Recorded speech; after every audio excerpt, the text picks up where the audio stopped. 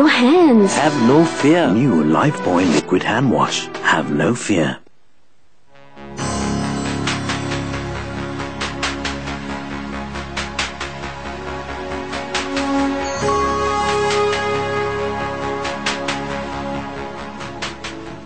Our guest on the show today heads a $300 million entity, and almost 14,000 people call him boss.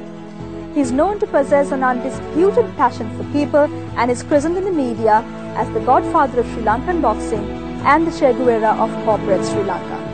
A well-known motivational speaker, he has delivered almost 200 leadership lectures in various national and international fora, including the Oxford Business School in the UK. Dian Gomes. Dian is a group director of MAS Holdings and heads the MAS Intimates division and specializes in the manufacture of intimate apparel primarily to the USA and UK markets. He commenced his career at KPMG Ford Roads, later became the Director Finance for Saracen Interiors International and subsequently General Manager Sri Lanka for May Department Stores International Incorporated. Fellow of the Chartered Institute of Management Accountants UK, Executive Education at Wharton Business School, the Ashridge Business School and Harvard Business School.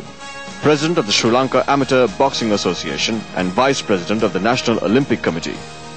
President SEMA Sri Lanka Division in the years 2001-2002 and also sits on the boards of many private and government organizations. Dian is the co-author of the book Costumes of Sri Lanka, which was awarded the Best Prose Non-Fiction at the State Literary Awards 2003. In 1999, he was profiled on the prestigious Wall Street Journal, bringing pride to the Sri Lankan apparel industry. Dian was awarded the Business Leader of the Year 2003 in the large-scale category at the SEMA Janashakti Pinnacle Awards and was highly commended by SEMA UK at the Business Leader Awards in London in 2004. He was also recognized as one of Sri Lanka's male icons by the Sri Lanka Institute of Marketing in 2007. A rare set of personalities all packaged into one. A strong people's person, a motivational speaker, a corporate giant, a husband, a father, and also an art lover. Dian, so this is your retirement plan? I think I'll do a multitude of things in my retirement. This is one of them. If you stuck to your word, you would have actually retired last year. What happened? If actually Anuruddha Ratnayaka won the gold medal at the Olympics, most probably I would have retired and I would have become a writer. Most probably I would have written all those experiences when if Anuruddha created history for my country. Talking about Anuruddha, there was a lot of sensationalizing, a lot of campaigning gone into that campaign. When he lost, what was your first reaction? What did you feel? Actually, when Anuruddha lost, it was a hell of a blow because Anuruddha was ranked number 5 in the world. And I'm sure that he would have got up to the semi-finals without a problem, at least won a bronze. Maybe I made a mistake. The last 5 minutes is very important in boxing. Because, when you bring a boxer through the arena to understand, to get off the fear, I think I made a mistake.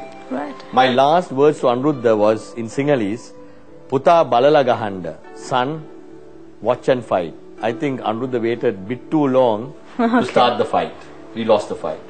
But the most important thing was, it was a big blow for both of us. Because actually, people crucified me, not Anuruddha. Said, boxing chief floored. The country, when you get into these positions, you have to understand that. And I was big enough to understand that. Anuruddha couldn't handle it because I went with Anuruddha 9 years all over the world. He starts practices at 5 o'clock in the morning, runs a 9-kilometer jog, 800 push-ups, back to work, 4:30 again practices till about 8:39 with the Cuban coach. And I risked my job, my career, my money, my everything, for this goal. I went all over the world 18 times. There are times that I've gone, on Friday night to Bangkok, because I got caught to Bangkok traffic, I missed the fight by 5 minutes. And I've sat at airports because I had to come back, and when results come and says Anuruddha lost, I've sat in Dubai and cried. So it was a long relationship, a long journey for this medal. And Aniruddha just couldn't handle it. And he always felt that he had a debt because I had done all this for him like his father. I never thought like that. There was no debt. So when we lost, the fight was finished at 7:30 in the night. We got up at about 11:30 the following day. We were so taken, bruised. And we went for breakfast. And Aniruddha said, "Sir, I didn't want to win this medal for my son, nor for my family, nor for my country. I wanted to win this medal for you. And I want to put this medal on your neck when I won that medal so that there was no debt for the sacrifices you made." So I told him, "Son, we both wanted a medal for our country. There was no debt in the first place. And I'm 50 years now, and you are 30 years. 20 years from now on, you will be 50 years and I'll be 70. Most probably I might not live to be 70. You will take what I did. You will go for 5 Olympics and win this medal. 5 Olympics, long time for 20 years. And when that guy puts the medal on your neck, then we call it quits. Till then, we will fight and we will win this medal for Sri Lanka." When the media glare was on you, in the aftermath of Aniruddha losing the battle, and your peers, your competitors, your colleagues criticizing you, what did you give out to them? The critics?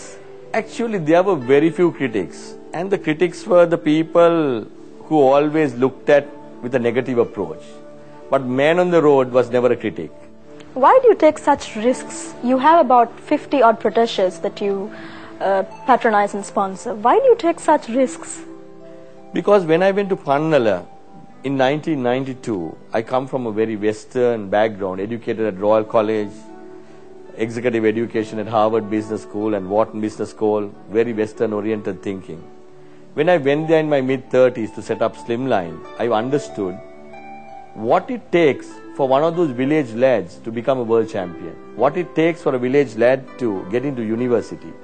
I understood life. I stopped going for cocktail parties. I started teaching English. I understood that, corporate hero means nothing. When you die, you leave everything. When you win all these medals, you leave everything. What ultimately will live is the legacy you leave behind, that you made a difference to people's lives. So I started, becoming a different man. It was not the same Dian Gomes who came back to Colombo after 15 years from Pannala. Because I realized that there are far more important things than your personal glory. There are far more important things than, taking a big paycheck home. There are far more important things than becoming Sri Lanka's male icon or the business leader. It means nothing. Talking about your protégés, you have people involved in chess, cricket, you name it, boxing, in all the areas in sports that you can name. But your daughters, if I remember right, in one of the interviews you gave to media, when they were winning a bronze medal, you were not there to witness their hour of glory. Have you ever been downplayed as a bad father? In the years that when I used to go with the boxing team all over the world, my daughters used to always think, that I was never there when they took part internationally. That first time when Sri Lanka won a medal at the Japan Open, which is one of the toughest meets, when both my daughters won the bronze medal, I saw them taking part, but I was in Bangkok by the time they got the medal. I've been with my second daughter when she took part in the Olympic trial, the final trial, and I was so proud. She was the youngest competitor in the world. She was ranked number 33 with Dehara Katapiarachi at that final trial. It was pride for a father, but I think I was much more intense with Aniruddha Ratnaik and the rest of my people, because maybe I could contribute more in boxing rather than synchronized swimming or water polo. It gives you pride. But I've always taken a very back seat when my daughters take part, because I always felt, because of my profile, sometimes, when they take part and represent the country, there would be undue pressure for them.